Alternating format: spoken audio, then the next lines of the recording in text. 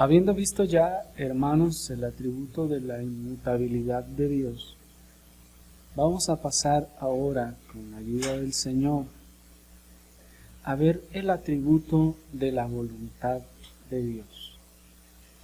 Vamos a ver el día de hoy la voluntad de Dios, y esta será nuestra primera parte. Con respecto a la voluntad de Dios, el teólogo Charles Hodge dice: si Dios es espíritu, Él tiene que poseer todos los atributos esenciales de un espíritu. Esto es que si sabemos, hermanos, que hemos sido creados a imagen de Dios, y como hemos visto en otras ocasiones, que seamos creados a imagen de Dios significa que el Señor nos proveyó de las facultades de nuestro ser que Él mismo también posee, que esto es una mente y una voluntad y afectos. Estas, ¿se acuerdan?, son las facultades del ser de la persona. Y si Dios es pues un espíritu, entonces como espíritu también Él posee los atributos esenciales de un espíritu o de un ser, que en este caso será voluntad, afectos y mente. Ya vimos la mente cuando vimos la sabiduría de Dios, y en esta ocasión vamos a ver ahora la voluntad de Dios. Nos sigue diciendo el teólogo: sin el poder de autodeterminación racional, seríamos tanto una mera fuerza como la electricidad, el magnetismo o el principio de la vida vegetal. En otras palabras, nos está diciendo que todo ser posee pues esta voluntad. La voluntad, hermanos, es indispensable para distinguirnos de las otras criaturas de Dios, de las otras cosas que Dios mismo ha creado. Si nosotros no tuviésemos ese poder de autodeterminación o voluntad racional, entonces seríamos, nos dice, como una fuerza como la electricidad o el magnetismo, o sencillamente como el principio de vida vegetal. En otras palabras, hermanos, solamente tener existencia sin tener esa voluntad racional, entonces seríamos solamente como una fuerza. Una fuerza, como nos dice el teólogo, como la electricidad o el magnetismo, que solamente acciona, pero no razona cómo hacerlo, cuándo hacerlo. Sencillamente lo hace, y lo hace indefinidamente y no se detiene. ¿Me explico? O es también, dice él, como el principio de vida vegetal de las plantas. Las plantas tienen pues ese principio de vida, como si fuese esa fuerza que les hace crecer, siguen creciendo, creciendo y creciendo, pero no a voluntad. Crecen y no actúan ni se mueven a voluntad, no poseen voluntad. Así que un ser necesariamente tiene que poseer voluntad para distinguirse de todas estas fuerzas. Y así Dios, como espíritu, es pues un agente voluntario. Dios como espíritu es un agente voluntario. Si tuviéramos que definir ¿qué es el atributo de la voluntad de Dios? Diríamos que la voluntad de Dios es el atributo de Dios por el cual Él determina, o diría alguien, se autodetermina realizar toda acción necesaria para la existencia y actividad de sí mismo y de toda la creación. Voy a repetir eso. La voluntad de Dios es el atributo de Dios por el cual Él determina realizar toda acción necesaria para la existencia y actividad de sí mismo y de toda su creación. Esto es que en este atributo de la voluntad de Dios se ejerce esa determinación de realizar o de hacer esas actividades o acciones necesarias para la existencia de Dios mismo y de la creación. Vamos a ver que en la voluntad de Dios están todas las cosas. En la voluntad de Dios está desde la existencia de las cosas como también el sostenimiento de las cosas. Por la voluntad de Dios existen y fueron creadas. Todas las cosas, pues, son a través de la voluntad de Dios. Eso es lo que nos enseña Efesios capítulo 1, versículo 11. Si me acompañan rápidamente a Efesios capítulo 1, versículo 11, la Escritura nos dice así.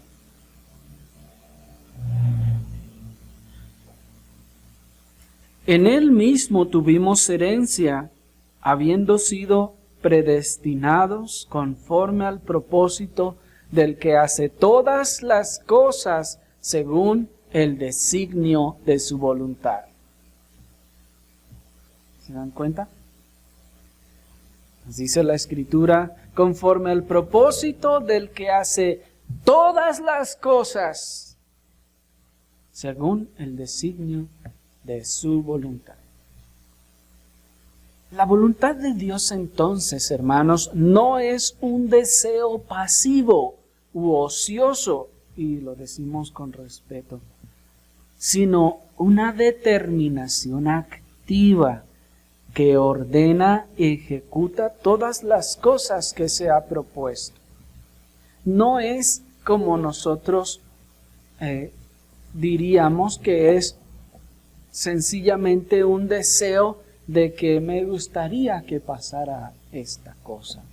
Oh, qué bueno sería que ocurriera aquello otro y que entonces ocurra. No, porque en Dios, hermanos, la voluntad y el poder de Dios no se ejercen de esa forma, de como que si Dios si estuviera allí acostado y nomás pensara y dijera, oh, quisiera que esto suceda, y sucede solo. ¿Me explico? No, es una determinación activa. Esto es, Dios está actuando, Dios está trabajando para ejecutar su voluntad. Por eso decíamos en la definición que es el atributo por el cual Dios determina realizar toda acción. En otras palabras, la voluntad de Dios es siempre activa. La palabra que se tradujo en nuestro texto como hace, si leen allí, que dice, conforme al propósito del que hace todas las cosas, esta palabra que se tradujo como hace es la palabra griega energeo, que significa trabajo, significa estar activo, significa producir algo. De ahí viene de hecho nuestra palabra energía. De tal forma, hermanos, que la voluntad de Dios es la operación de la energía divina, como decía Amén. Esto es, como decía, que la voluntad de Dios siempre es activa. Es esa energía divina operando para producir o generar las cosas que Él ha determinado en su designio. Y esta activa voluntad divina no solo se limita a la habitación de su morada, sino que también incluye todas las cosas existentes en el universo. El universo que Él mismo diseñó, hallando esta voluntad su máxima expresión en el asombroso plan redentor para salvación de su pueblo.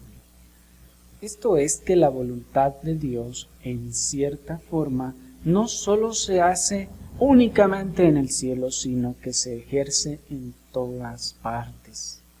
La voluntad de Dios no se limita a los cielos y a su morada, de tal manera que se pueda decir es que únicamente allá en el cielo es donde se hace la voluntad de Dios. No, en el sentido de la voluntad, es decir, esa autodeterminación, esa determinación de Dios de hacer algo, se hace tanto en el cielo como en la tierra. Luego vamos a hacer algunas distinciones de la palabra voluntad, como lo que la Escritura nos enseña sobre la voluntad secreta de Dios y la voluntad revelada de Dios. Vamos a hacer también otra distinción entre la voluntad revelada con respecto a lo que Dios nos ha mandado y la voluntad, o más bien lo que Dios nos ha revelado, y la voluntad preceptiva, la voluntad decretiva y la voluntad preceptiva. En ese sentido, vamos a hacer esas distinciones un poco más adelante. Pero en este momento estamos hablando de la voluntad de Dios como esa determinación divina de hacer lo que Él ha decidido hacer,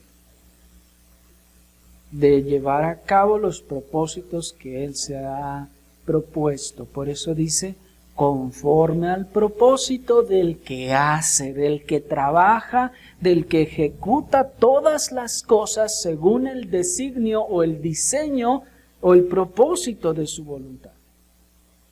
Entonces, en ese aspecto, la voluntad de Dios, la determinación de Dios de hacer lo que Él ha querido, no solo se ejerce en el cielo, sino también se ejerce en todo el universo. Pues Él mismo, de su voluntad, decidió crearlo. ¿Y cómo lo creó? ¿Se quedó acostado y nomás lo pensó? No. Él creó todas las cosas. Nuestro Señor Jesucristo en cierta ocasión le decía a la gente, incluso mi Padre aún hoy trabaja y yo trabajo. Entonces Dios está esa voluntad de Dios está en operación. Pablo en nuestro verso establece que todas las cosas entonces que pasan en el universo obedecen a la voluntad de Dios. Todas las cosas que pasan en el universo, hermanos, obedecen a la voluntad de Dios. De tal manera que podemos decir que esto también incluye a la Tierra, ¿sí? Cuando decimos el universo, la Tierra está incluida ahí dentro, todas las galaxias y todo lo que ustedes quieran. Está incluido dentro del control de la voluntad de Dios. De tal manera que entonces podemos decir que no es que Dios sabe por qué pasan las cosas, sino que es Dios quien hace que sucedan las cosas. ¿Me explico? ¿Han oído esas personas que, sobre todo en acontecimientos pues tristes o lamentables, dicen estas palabras, ¿no? Hasta están a veces ahí en un velorio y alguien quiere consolar a la otra persona y llega y le dice, bueno, Dios sabe por qué pasan todas las cosas. O está alguien en el hospital y cosas así, ¿no? No les ha tocado escuchar. Pero la verdad es que esto no es correcto decir, puesto que no es que Dios sabe por qué pasan las cosas, sino que es Dios quien hace que sucedan todas las cosas. Como decía el teólogo Louis Berkhoff, que la voluntad de Dios es la causa última de todas las cosas. Alguien lo atropellaron y está en el hospital. Le va a decir, ¿cómo es que eso es la voluntad de Dios? Si en realidad lo que sucedió fue que fue el carro el culpable de que eso pasara. Bueno, por eso nos dice que la voluntad de Dios es la causa última de todas las cosas. Sí, el carro fue quien lo atropelló, pero ¿quién venía conduciendo el carro? Pues una persona. ¿Y quién está obrando en todas las circunstancias que rodean a la persona? ¿Sí me explico? Ahora, vamos a ver luego cómo esto ciertamente no convierte a Dios en el autor de cada una de las cosas que ocurren, puesto que Dios se ha determinado a hacer, veremos, todas las cosas o bien a través de su acción de manera personal, digamos, o de su agencia inmediata, o lo que algunos teólogos han llamado de la agencia mediata. Mediata e inmediata.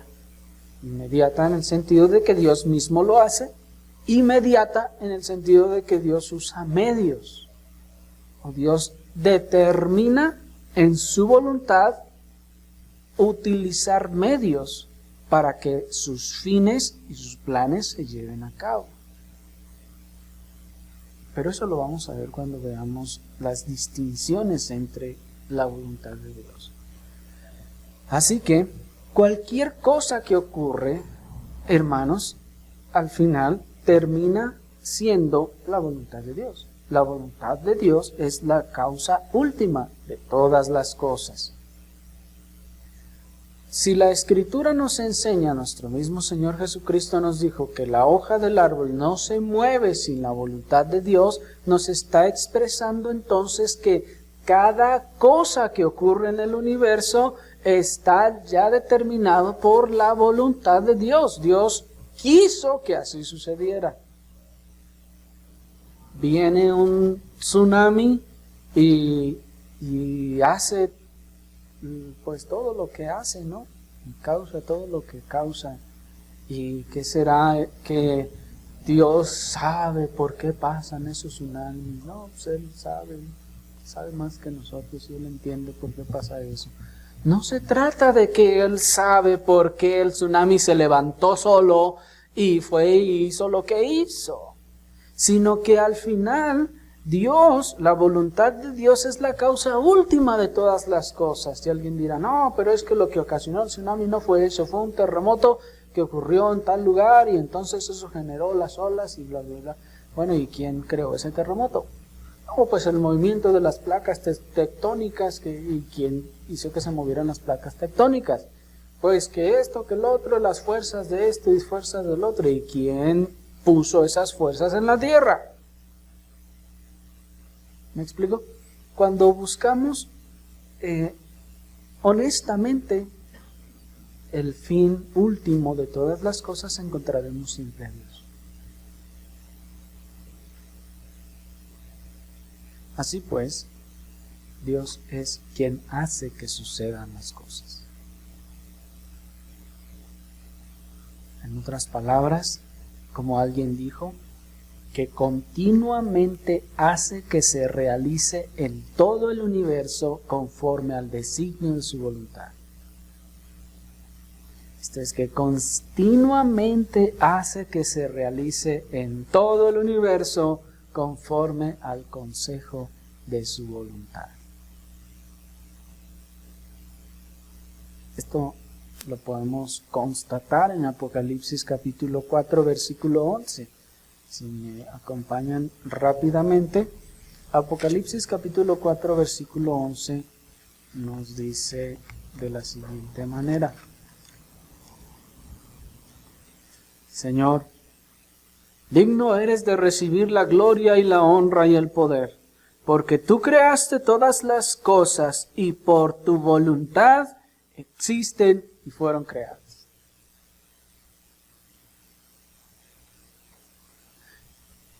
Dios, pues, en esa voluntad propia, Él determinó crear todas las cosas. ¿Sí? Eso está claro, ¿no? Dios quiso crearlas y las creó. Pero además, Dios no solo las creó, sino además, Dios las sostiene hasta el día de hoy. ¿Por qué existe el universo, niños? Porque Dios lo creó. Ahora, niños, ¿por qué subsiste el universo hasta hoy? ¿Por qué no se ha quebrado? ¿Por qué no se ha roto? ¿Por qué el calentamiento global no ha acabado con todo? Porque Dios sostiene su creación hasta el día de hoy. Si nos ponemos a ver todos esos científicos que traen el rollo del calentamiento global, según ellos ya debimos habernos muerto de sed y se hubieran acabado todos los mantos acuíferos desde hace quién sabe cuántos años. Y unos que dicen que en el 2012 y que quién sabe qué, que se iba a acabar el mundo y que cuánta cosa y que unos ya hasta, de hecho, decían que la falla de San Andrés se iba a abrir y que se iba a separar todo Baja California en el 2000, quién sabe cuántos y seguimos igual.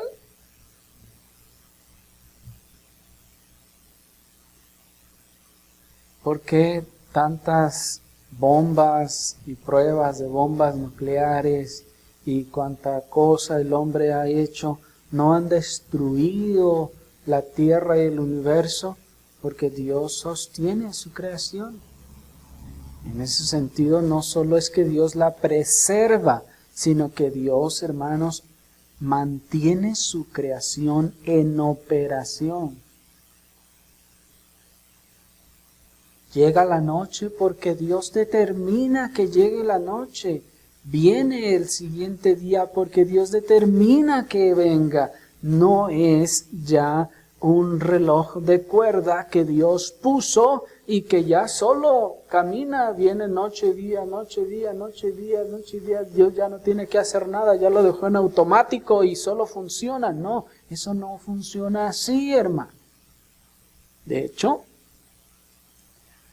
pensar que Dios diseñó su creación, la creó y la puso en automático y ahí está sola caminando, eso es lo que se conoce como deísmo. Nosotros no somos deístas.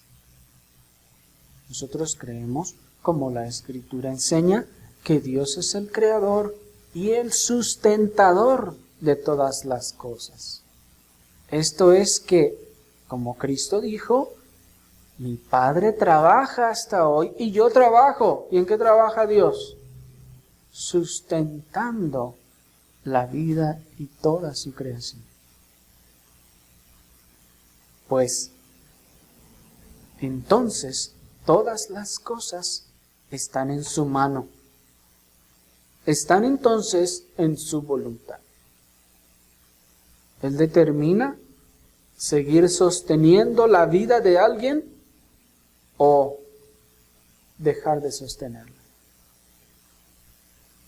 Él determina seguir sosteniendo tal circunstancia o dejar de sostenerla. Porque están todas en su mano como si fueran hilos que Él tiene sosteniendo. Y cuando Él quiere, los suelta y se caen. ¿Me explico? Así pues, la voluntad de Dios opera aún hasta hoy en toda su creación con esa energía divina.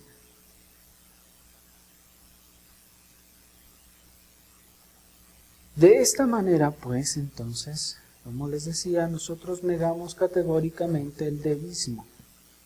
Ese deísmo que piensa que Dios creó todo, le dio cuerda y está ya de vacaciones, sentado, acostado, durmiendo o esperando que se le acabe la cuerda al DC para volver a dársela. No, Dios no es así. Pero como vimos, pues, la agencia de la voluntad de Dios no se limita a los cielos, sino que también alcanza a la tierra y aún a los hombres mismos. Miren cómo nos enseña Daniel capítulo 4, versículo 32. Acompáñenme, por favor, a Daniel, al libro del profeta Daniel, en el capítulo 4, en el versículo 32 al 35.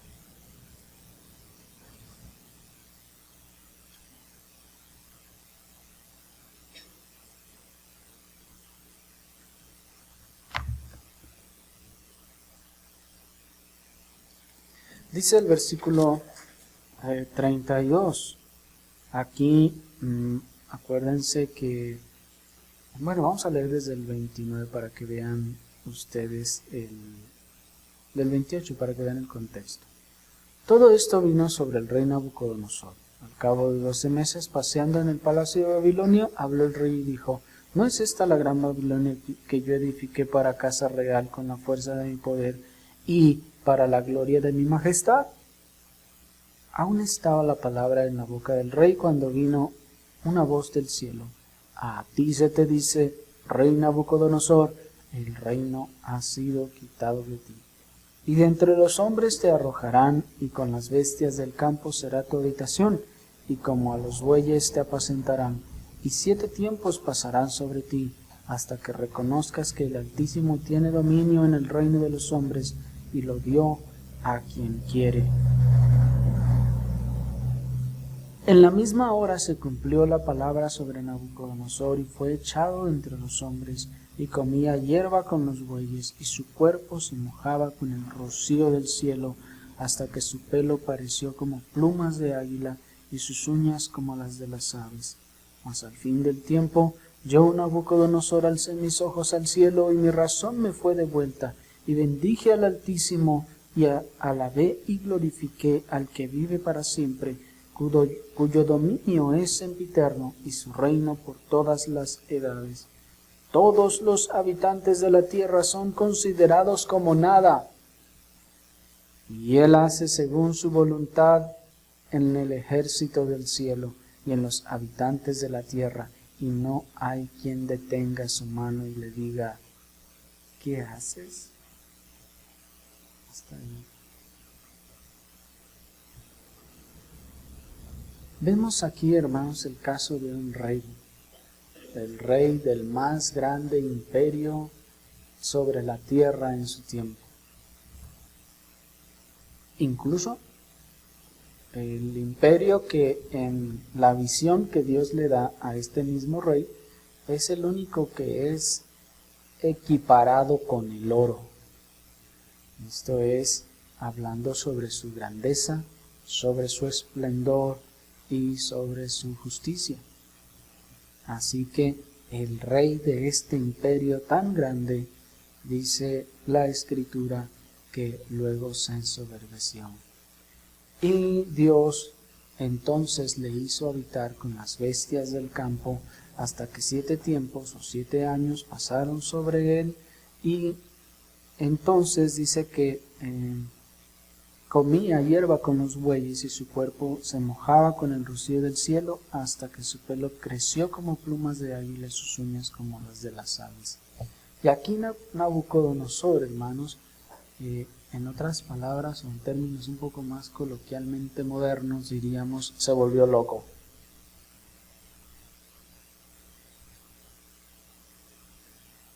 Dios, en su voluntad, le arrebató su razón. ¿Por qué? Ya vimos que a causa de su soberbia. Él dijo: ¿no es esta la gran Babilonia que yo edifiqué? Y entonces Dios le quita la razón. Vean, hermanos, que Dios tan poderoso es que en su voluntad y en su mano está aún nuestra misma cordura. Él puede quitarla y Él puede devolverla. Así que, hermanos, si nosotros no somos inteligentes o sabios, Dios, como dijo Santiago, el que no tenga sabiduría, demándela a Dios. pídasela a Dios, y Dios se la dará. Así pues, hermanos, Dios no solo ejerce su voluntad en el cielo, en el universo, y en la tierra, en los elementos de la tierra, sino también en el hombre mismo. Dios lleva a cabo su voluntad. Y para cumplir lo que Él ha determinado, Él pone reyes y Él los quita cuando Él quiere hacerlo. Así, pues el hecho de que hayan venido guerras y que hayan sucedido tantas cosas en nuestra historia, hermanos, ninguna de esas cosas ha salido fuera del control divino. Ninguna de esas cosas sale fuera de esa voluntad de Dios. Si están todas las cosas en sus manos, ¿qué pasa? Se le salió de control y se fue y sucedió una cosa que Él no quería que pasara. Eso no es razonablemente posible según la evidencia que nos da la Escritura. No, a Dios no se le puede escapar nada. Dice otro profeta, ¿quién ha resistido a su voluntad? ¿Quién ha dicho? No, Señor, nosotros queremos la paz. No traigas la guerra, nosotros queremos la paz. Y Dios diga, bueno, pues ¿qué más le voy a hacer? Está bien. Hermanos, por favor. Como hemos dicho en otras ocasiones, eso no es Dios, eso es un hombre. Así que cada reino o imperio en la tierra haya hecho lo que haya hecho, y aun cuanto mal o bien haya hecho, no se ha levantado sino por la voluntad de Dios, y ha caído por la voluntad de Dios. Daniel mismo nos habla de esas 4 bestias, ¿recuerdan? Que son los imperios que se levantan luego de su tiempo. Está el imperio babilónico, el imperio asirio, el imperio babilónico, el imperio persa, el medio persa, y luego el imperio griego, y así. Se levantan, Dios por su voluntad se levantan, y por la voluntad de Dios caen. Por la voluntad de Dios se establecen las ciudades, y por la voluntad de Dios desaparece. Por la voluntad de Dios se crean las naciones, y por la voluntad de Dios desaparecen de la faz de la tierra. Todas estas cosas, hermanos, están en la mano y en la voluntad de Dios. Así que los creyentes, hermanos, entendidos del control de Dios y de que cada cosa es la voluntad perfecta, sabia y soberana de Dios, entonces no andamos lamentando los sucesos, y sobre todo los de la antigüedad, en el sentido de que reneguemos de eso o le atribuyamos despropósito de Dios alguno. No andamos afligidos pidiendo a los españoles que nos pidan perdón. ¿Por qué? Porque, hermanos, los mexicas perdieron la batalla y lo que ustedes quieran, porque así fue la voluntad de Dios. Ustedes saben que los españoles eran muchísimos menos. Evidentemente, bueno, ya sabemos que fueron auxiliados por los tlaxcaltecas y todos los otros pueblos que estaban siendo dominados por los mexicas. Pero tenían la oportunidad de ganar, y de hecho alguien ha dicho que lo que derrotó a los mexicas fue la viruela, las enfermedades que trajeron los españoles, que diezmaron a los mexicas luego de la famosa noche triste que algunos dicen que en realidad no existió. Y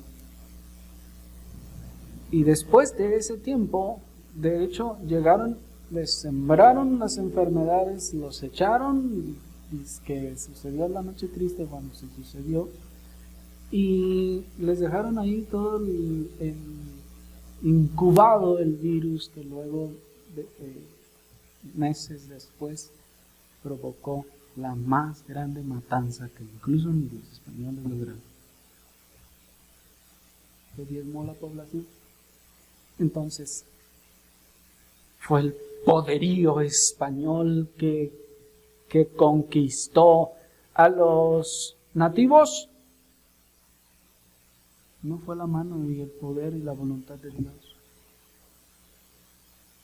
Aquellos que eran menos, aquellos que eran en ese aspecto numérico inferiores, Dios dijo, yo quiero que estos pierdan. Y Dios hizo que perdieran.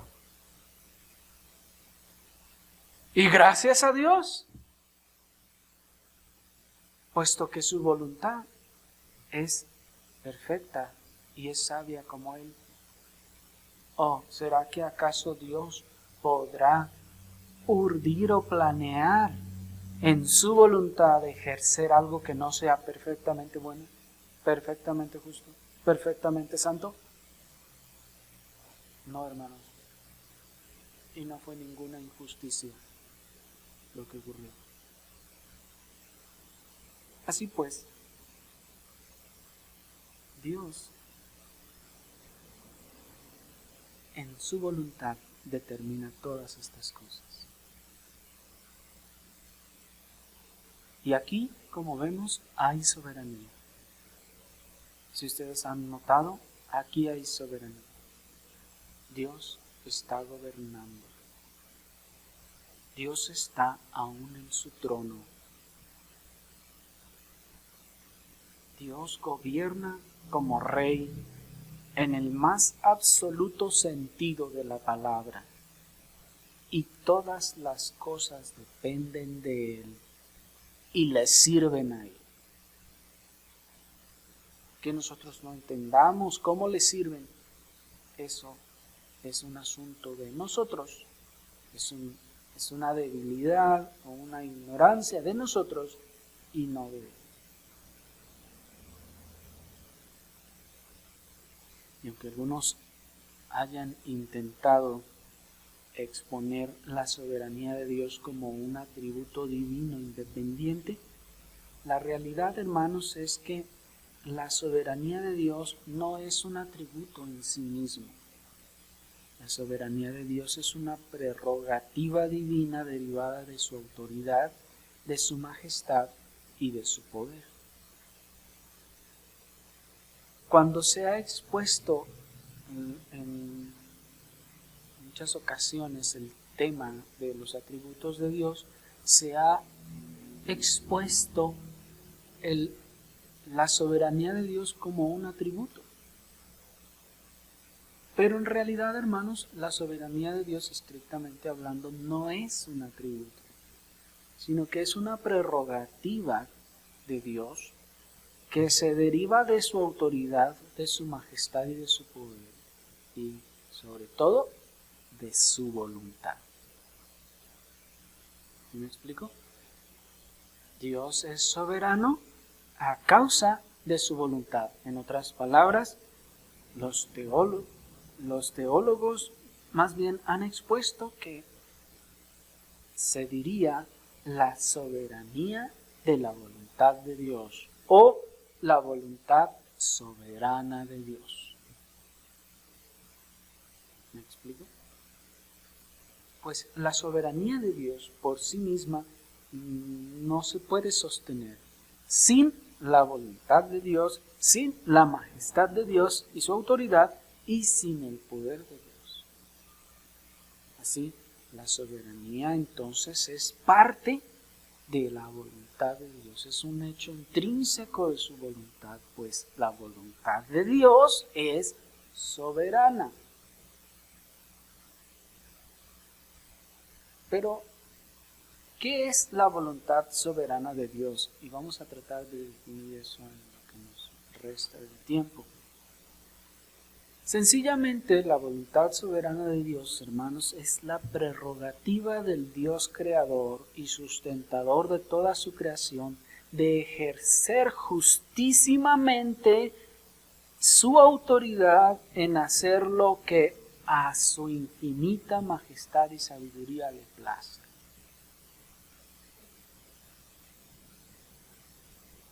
Voy a leer eso otra vez. Es la prerrogativa del Dios creador y sustentador de toda su creación de ejercer su justísima y santa autoridad para hacer lo que a su infinita majestad y sabiduría mejor le parezca.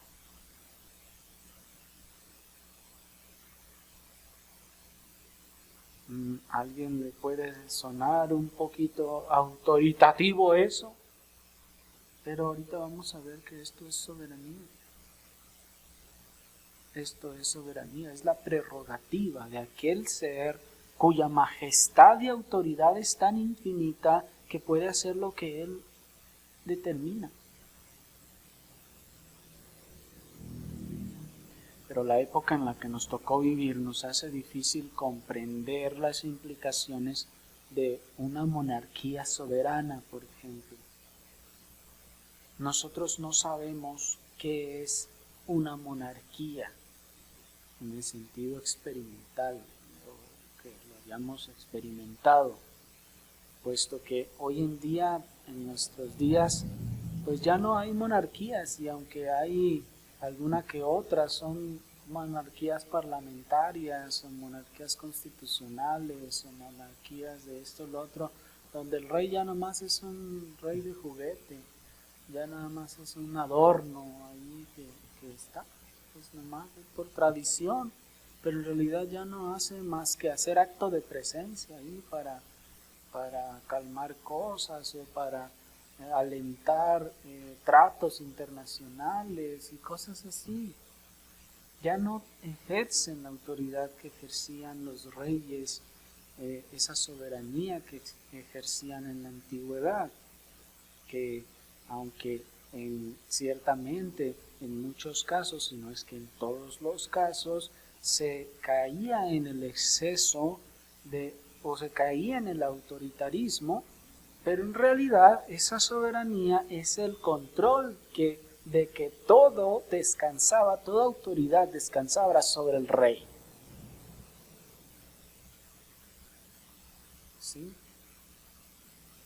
Y nuestra orgullosa mentalidad democrática nos impide también juzgar con justicia a este tipo de gobierno. Porque decimos, rey, no, nosotros somos demócratas. Es que todo debe ser con democracia. ¿Qué es democracia? El supuesto poder del pueblo. Y digo supuesto porque ya los romanos y todos los que lo inventaron, desde los griegos, se dieron cuenta de que en realidad eso no les sacó del hoyo.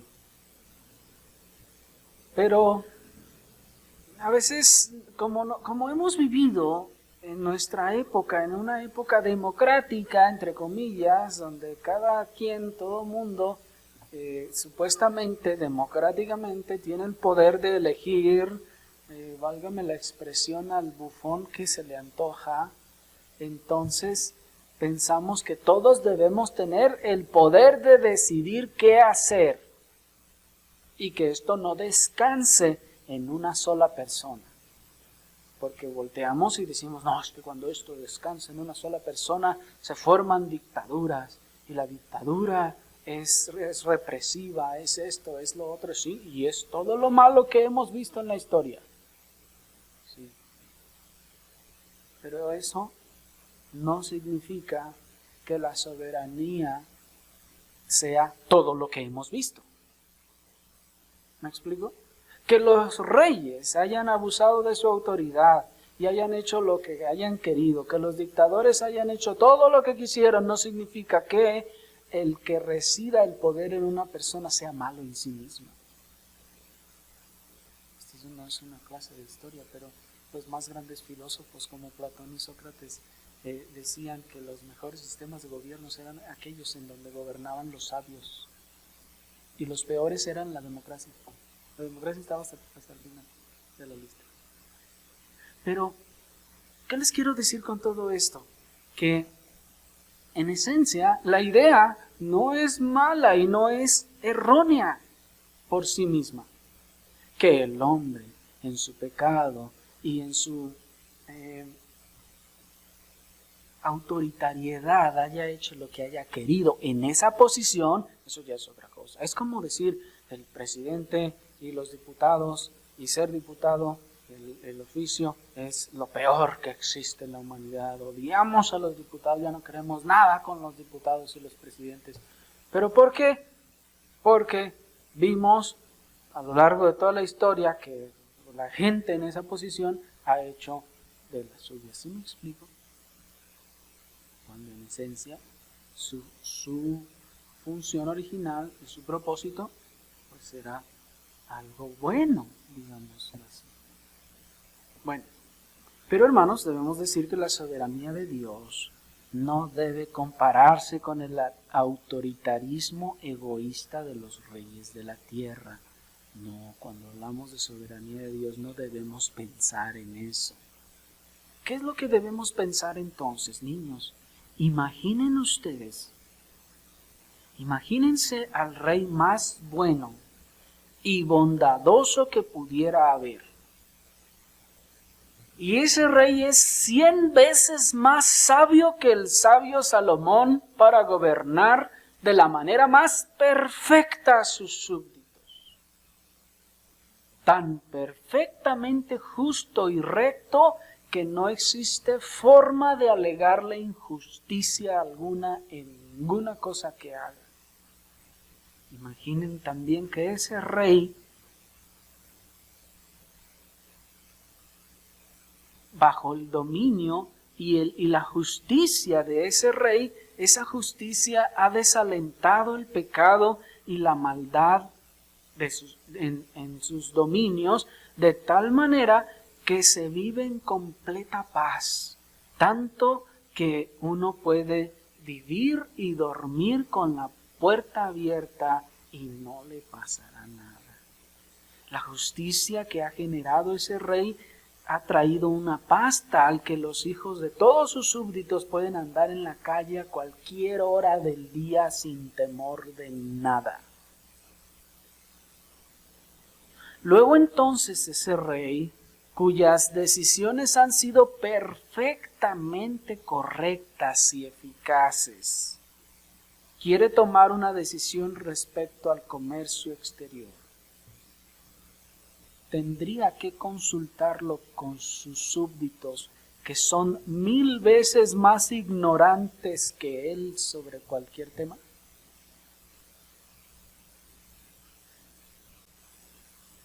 ¿Sí me siguieron en todo este ejemplo que les puse? Si tenemos un rey así, un rey tan infinitamente bueno y bondadoso como nadie jamás en la tierra ha existido, 100 veces más sabio que Salomón, que solo puede tomar decisiones correctas y perfectas y que todo lo que ha hecho ha funcionado perfectamente y que nos ha tenido en la época de mayor y completa paz, pues ha desalentado la maldad y todos gozamos de esa perfecta paz. Podemos vivir en la casa con la puerta abierta literalmente, a toda hora. Y todo lo que ha hecho es correcto y infinitamente sabio. Y entonces tiene que tomar una decisión. ¿Nos vamos a enojar porque la tome sin tomarnos en cuenta? Eso es soberanía, hermanos, en el caso de Dios. Si nosotros no sabemos nada de eso, ¿por qué tiene que consultarnos? para empezar. Ahorita vamos a ver un poquito más, pero para empezar, allí. Yo no sé nada de medicina. ¿Por qué tienen que venir los médicos a preguntarme a mí si deben usar tal o cual vacuna? ¿Me explico? Pero eso es en cierta forma lo que alienta la democracia, o lo que hoy llamamos democracia, que según la gente que no sabe ni para qué son las cosas, decida qué hacer con esas cosas. Ahora, lo que pasa pues es que es nuestra orgullosa soberbia y rebelde vanidad nos hacen pensar que tenemos algo bueno o útil que decir, aunque fuera al ser más infinitamente sabio del universo. Porque en ellos se sostiene de alguna forma esa, ¿cómo decirlo? Ese democratismo de nuestro tiempo. Yo quiero decidir, yo quiero elegir, quiero que me tomen en cuenta, tengo algo que decir. Pero, ¿por qué no sale eso? Es más bien, hermanos, un orgullo soberbio, es una rebelde vanidad. En el caso de Dios, estamos hablando, pues es el ser infinitamente sabio y bueno. ¿Qué le vamos a aportar? Si hay algo que le pudiéramos aportar, entonces no sería Dios, no sería infinitamente sabio. Si algo de lo que diga le va a ayudar, entonces no es Dios, no es infinitamente sabio. ¿Me explico?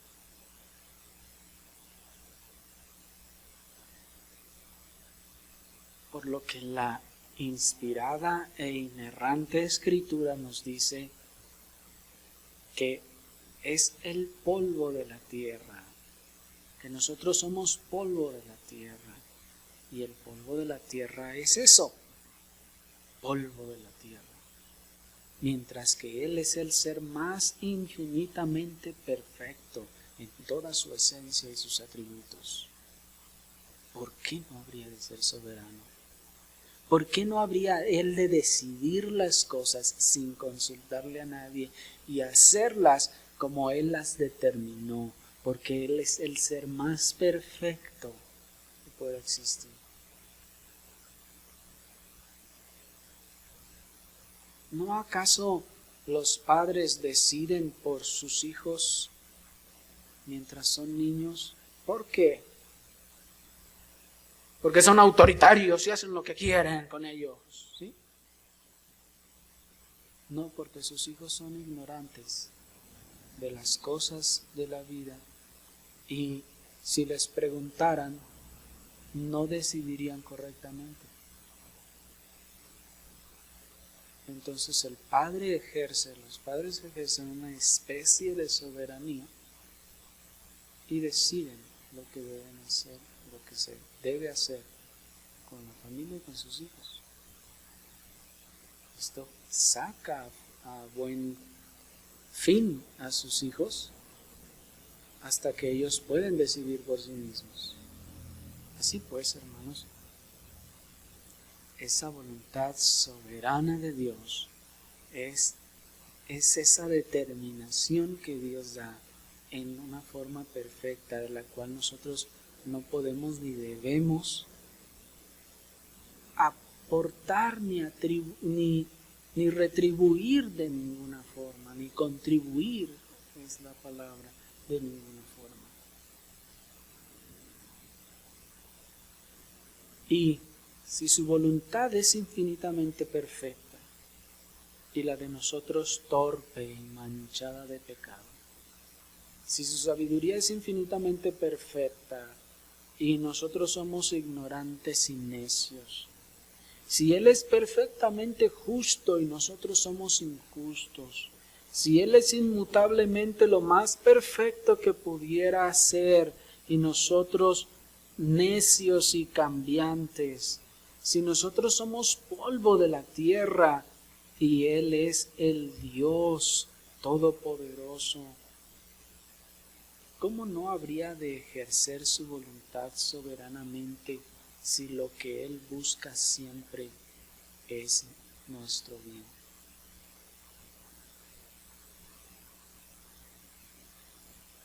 Así que, hermanos, no hay por qué estar peleados con la soberanía de Dios. Pues todo lo que Él determina, aunque no sea lo que yo quería o lo que a mí me gustaba, es lo mejor y será lo perfecto. Si es distinto a lo que yo quería, ¿quién será que estaba deseando algo mal?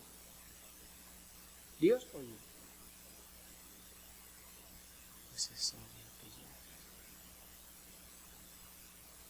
¿Me explico? Bien.